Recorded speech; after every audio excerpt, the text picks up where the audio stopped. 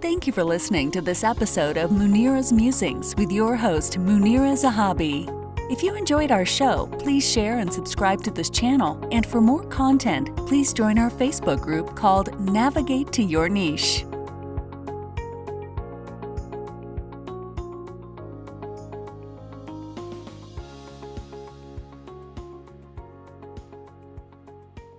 Greetings from Chicagoland. This is Munira, the Niche Navigator. Today my guest is Tony Whatley on Munira's Musings. Hi, Tony. Good morning, Munira. Good morning. Tell us a little bit about yourself, Tony. I am an entrepreneur, business coach, speaker, author, and a podcast host here in the Houston, Texas area. And my forte is entrepreneurship and helping people start their first business. Perfect. So as a niche navigator, I do the same thing, right? But how are you different than what I do? I guess I'm better known nowadays as the side hustle millionaire. So basically, I created millions of dollars in profit with a part-time business online. How did you start your entrepreneurship? I've always been an entrepreneur. Even as a child, I was the kid that was knocking on doors, mowing yards or washing cars. I was always trying to figure out how to do things with my time to earn more money. I didn't grow up with money, so I understand that I always had to put in extra work. Early in my life, that meant getting extra jobs. There was times I was working 3 different jobs to be getting ahead. And a lot of people would make fun of that because they think like, why would you go work all these extra hours? But then I started to think about how do I scale my time? And I started doing that by creating businesses. So my very first company, the LLC that I started was in 2001. So I've been a business owner for almost 20 years now. Wow. What was your first business about? The first business I ever started was to create these electronic boxes to make cars run faster. It was like to trick the computer to give it a little bit more horsepower. And I did that for a little while, but it wasn't scalable because it was something that I was hand building, and it would take me 2 hours to build each unit, and I would make like $30 or $40 profit on each item. So there's not enough hours in the day to do that. So I started to think about how can I do things online? And I created an online community for automotive performance for people to come and talk about cars and racing and things like that. And it grew to over 300,000 members. And that was really the basis of the Side Hustle Millionaire story. So was that something you did on Facebook at that time? No, this was 2001. So Facebook didn't come out until 2009. So how did you grow 300,000 people? It was an online community, a forum, so to speak. So there's a lot of different forums out there for different interests and hobbies and passions. And I just happened to create one, and we helped market it. We did a lot of cold calling for the advertising revenue. We started to have contests to entice people to register to do giveaway prizes and things like that. And we had a series of racing events scattered around the country, 4 events per year to really build the community in the major hubs where these people would be participating to build the network. And then that all fed back to our main website. So it was a custom made website that we created. Oh, awesome. There you go. So that at that time, your brain was all into the online this thing. So are you still online today? Yes, I've actually still had a company that I sell online custom made wheels for cars. And I've had that since 2004. So that's an online company I spend about 15 minutes a day on it, answering a few quotes. I've got distribution channels. I've got salespeople out there at different companies selling through my company. And that one's a part-time business, takes about 15 minutes a day, and it brings in about $800,000 a year. Wow. Wow. So you have a love for cars. Yes, I'm a car fanatic. I love cars and I love business. So let's talk about business, because there's a lot of people out here who want to start a business but are afraid. So what would you tell them? I think most people are afraid because they don't know. It's the unknown. It's the fear of the unknown. And you also hear all the horror stories. And I guess an analogy to that would be like, if you go buy a motorcycle and you tell someone like, hey, I bought a motorcycle, and everybody wants to tell you who they know that died on the motorcycle, right? So it's these people who have never ridden a motorcycle, have never experienced the freedom or the joy of riding a motorcycle, but they're ready to tell you that they know someone that died on a motorcycle. We all know people who have died on a motorcycle. It's like not that common. People also die in cars, but people don't, say like, well, I know someone that died in a car when you go buy a car. So it's kind of the same thing. When you go, hey, I want to start a business, like, oh, well, 50% of businesses fail in the first year, and it's a lot of stress, and you may lose all your money. And there's all these people who have never done things giving you advice. So you need to stop taking advice from people who have never done what you want to do or never have the courage to do what you want to do. Okay, so you said 50%.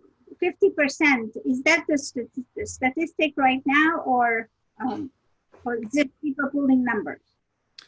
That's a number that gets published by the U.S. government by the amount of businesses that basically just close down. And it's usually about 50%. And I want to say that within year 3, it's even like 80%. It goes up. Okay, so why do you think people fail? I think they come in underprepared. I think a lot of times people start these businesses based on a skill set that they have, or maybe some kind of expertise. And those are good things, but they don't invest the same amount of time in learning business or marketing or sales. So let's give an example. Like maybe you're an artist and you want to create a business to sell art. You're an exceptional artist, but then you don't invest that same amount of time into learning about business and marketing and strategy and positioning and building the website and interacting. So you just think that your artistic skill is going to somehow create all this money. But when you create a business, you have to really invest a lot of time and knowledge into becoming a business person as well. So let's just take me as an example, because I don't want to put people on the spot. But if I take me and I have a skill set, I want to start my business, but I don't have any knowledge on how to market or anything. I'm limited on front. So what do you think I should do? Should I wait for my business? Because there are gurus out there, they'll tell me, just start. Mm-hmm. And what is your advice on that? I think you got to look for something. I always call it it's a intersection of 3 different things. It's your expertise. It's the resources that you have available at the time, whether it's financial or let's say specialized equipment or some kind of knowledge, but it's also the purpose and the passion. So the difference between the purpose and the passion is like, passion is something that you have interest in. So like the best way to find out your passion is maybe you go into a bookstore and you see that magazine rack and there's hundreds and hundreds of different magazines on this rack. So what is that one magazine that you go pick up and you read cover to cover before you even make it to the checkout counter? That kind of gives you an indicator of the industry that you may have a passion within. So maybe that's the kind of business you want to build something within it. For me, that was cars.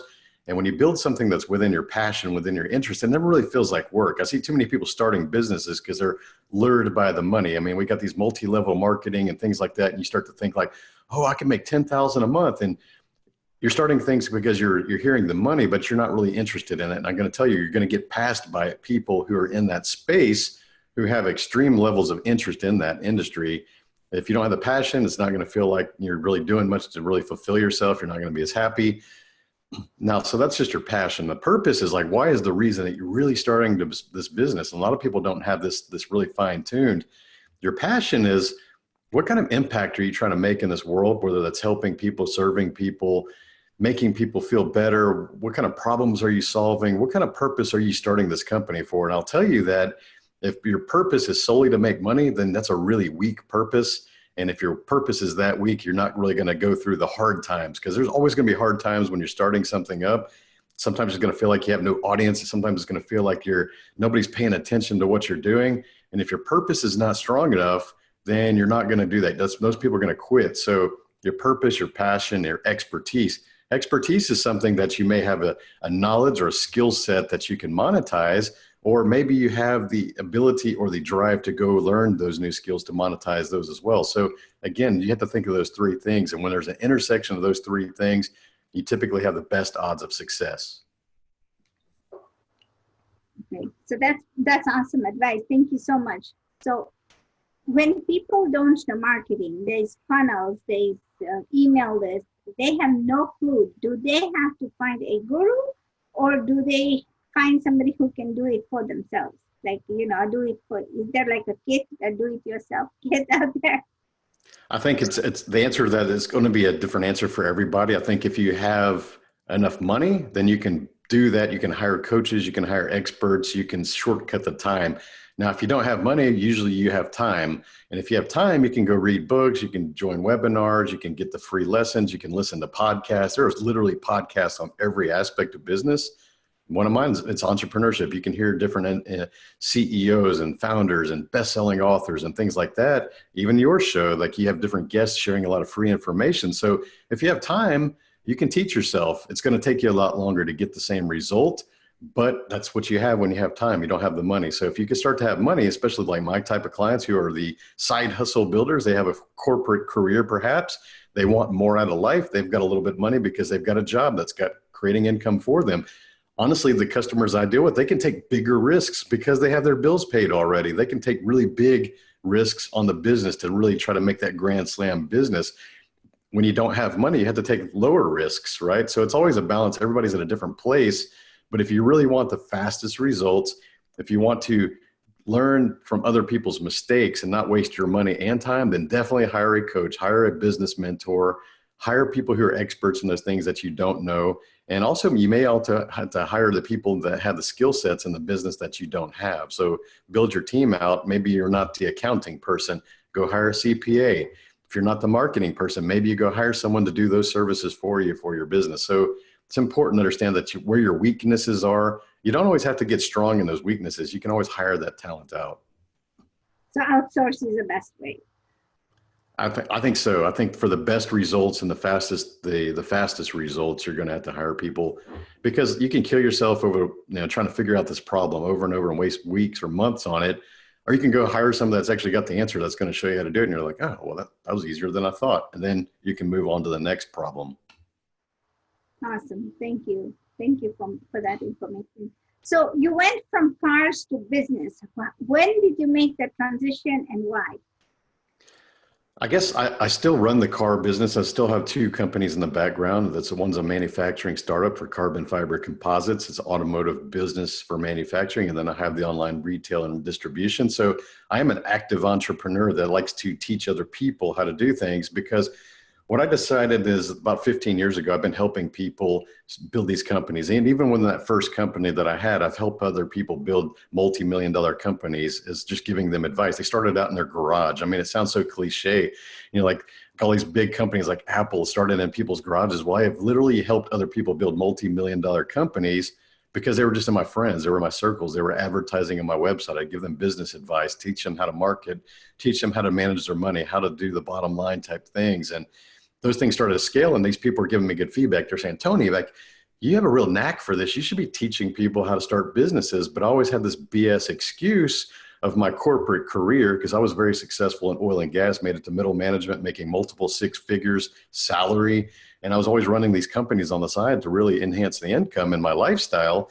And I always said, well, I'm too busy. I've got a job and I've got these companies. And but what it come down to it is like my engineering degree and the corporate job was really my BS. That was what was keeping me back from doing what I really wanted to do, which is just teach people and impact people's lives. Because while I was sitting at that corner office and having this nice income, I wasn't impacting anyone in the world. I was just feeding my own bank account. That's all I was doing. I was building somebody else's dream, the owner of that company, major oil company.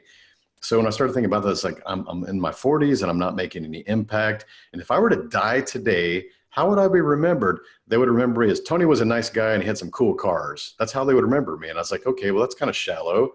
I could do a whole lot more with my life by impacting people. And I started thinking about, I want to write this book, and it became a #1 bestseller on Amazon, Side Hustle Millionaire. Started telling my story, started standing on stages, started investing in myself to become a better speaker, more confident. These are all skills. I was not this person 2 years ago. I was hiding from the camera. I didn't like how I sounded on camera. I would never get on stage. I had a fear of public speaking, but I realized that my story is more important than my fear of sharing it. And I needed to become the better person. I needed to invest in myself to become better. You can hear the way I speak today. This is not who I was 2 years ago. I decided that I needed to do this. I invested that time. I started doing the repetitions. I've been on over 100 podcasts. I'm standing on stages all around the country now. Haven't made the international leap yet for that, but I'm looking for that. And it's very impactful when you start to see the results of your clients and these people that you're impacting and all the lives that you can touch. Now I'm going to be remembered a lot different than I would have been 2 years ago. So if you're listening to this and you think that you have the story to impact people, to serve the people, that's where the value starts to come in. It's not about you. None of the things that I've done, all the success that I've ever had financially was not about me. It was always about providing a value, building that community, helping people find friends, helping other people become more successful, helping their businesses launch.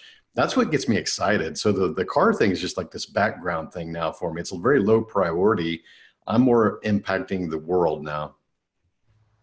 That's awesome. Thank you so much for sharing that. When you said you invested in yourself 2 years ago, what made that change? That, you know. It was just really that I was not comfortable standing on a stage or getting in front of a camera. So I decided, like I said, my message and my impact and my purpose were far more important than my fear of sharing my story. So I had to call out on my own BS and be like, well, you know, thousands of other people have also had stage fright, and thousands of other people who are scared of doing videos, and thousands of other people who have fear of public speaking, but they all have overcome that too as well. So how do you overcome that? Well, just like you talked about earlier, you go hire a coach, or you go hire, join Toastmasters. I'm a president of a Toastmasters club here in the Houston area now. So I went from the rookie that was terrible at doing that to becoming the president of a club that's actually one of the most active clubs in the Houston area. We have competitions and we do very well. And then I started actually competing in public speaking and winning those contests. So you think about that. We have death, which is the highest ranked fear. Then you got public speaking, and then you have competitive public speaking, which is actually closer to death. And I actually started doing that and winning that. You don't think that gives you a dose of confidence? You're like, wow, this is a skill set. Because most people think public speaking is the occasional courage to stand in front of people or speak, or the occasional courage to fire up a video and speak. But public speaking skill is actually learning how to be engaging with your words and speaking in a different manner and having different just expertise. I don't say ums and I don't say and like, and those things are filler words. You get those out of your system. You start to learn how to speak with emotion and impact and conviction. And if you can hear that in my voice, these are skills you learn. Most people don't have that. They just think they have the courage to stand in front of people. That is not public speaking. So when you start to become emotional and impacting people in the audience, that's when you start to really get people through with your message. And I learned that skill. It was not something I was born with. It's not a talent. It's something that you go learn. Okay. And so how do people find you, Tony? The best way to find me is my website is 365driven.com. So 365driven.com, and you'll find links to all the things. I'm very active on Instagram and LinkedIn and Facebook. Thank you so much.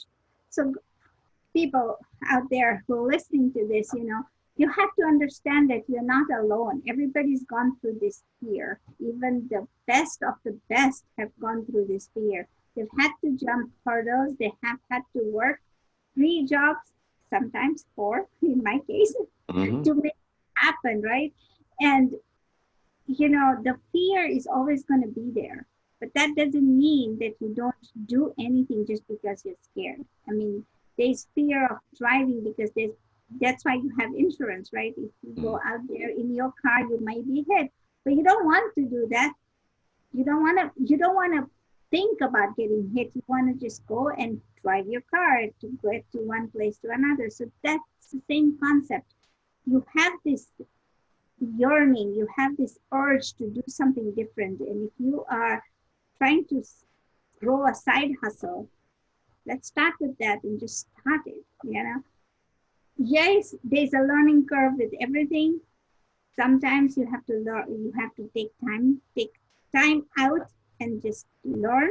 But if there isn't enough time, then outsource, like Tony said, because there is so many people out there who can do things for you and you don't have to worry about it.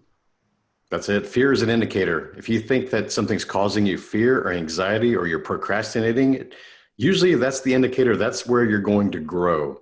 So if you're always avoiding things and you're trying to always be comfortable, then you're not going to grow. So we don't grow in the comfort zone. So pay attention to those fears, pay attention to those anxieties. And here's another tip I want to share. So if you see someone that's doing these videos, like Munira is always doing these videos, I'm doing these videos, or you see somebody standing on the stage, or you see somebody that's writing that book, and you feel like you admire that quality or that characteristic in that person, what I want to tell you is that we do not admire the characteristics and qualities in others unless we have those inside of us.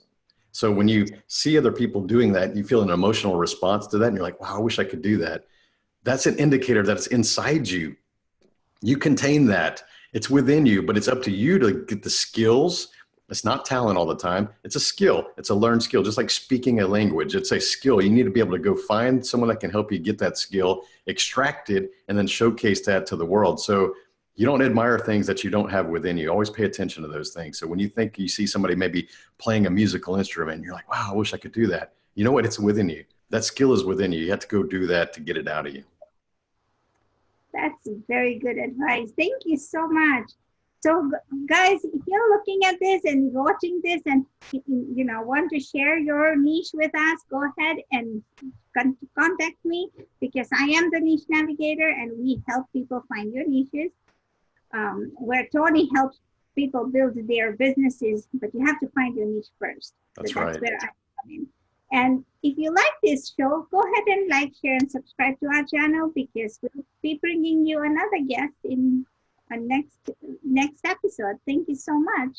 Thank you. Thank you. Thank you for listening to this episode of Munira's Musings with your host, Munira Zahabi. If you enjoyed our show, please share and subscribe to this channel. And for more content, please join our Facebook group